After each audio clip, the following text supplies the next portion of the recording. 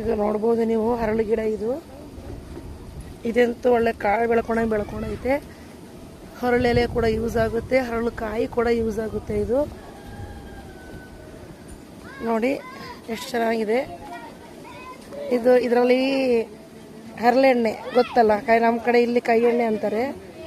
ಇದು ರಿಯಲ್ಗೆ ಬಂದು ಹರಳೆಣ್ಣೆ. ಇದನ್ನು ತಲೆಗೆ ಹಾಕೊಳ್ಳೋದ್ರಿಂದ ತುಂಬಾ ಯೂಸ್ಫುಲ್ ಆಗುತ್ತೆ.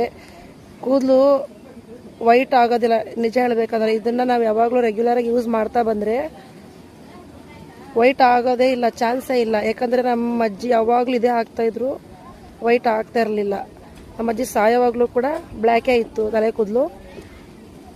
ಮತ್ತು ಇವಾಗ ನಾವು ಬೇರೆ ಬೇರೆ ಆಯಿಲ್ ಹಾಕೋದ್ರಿಂದ ಅದಕ್ಕೆ ನಮ್ಮದು ಕೂದಲೆಲ್ಲ ಬೇಗ ವೈಟ್ಗೆ ಆಗ್ತಾ ಇರೋದು ನೋಡ್ತಾ ಇರ್ಬೋದು.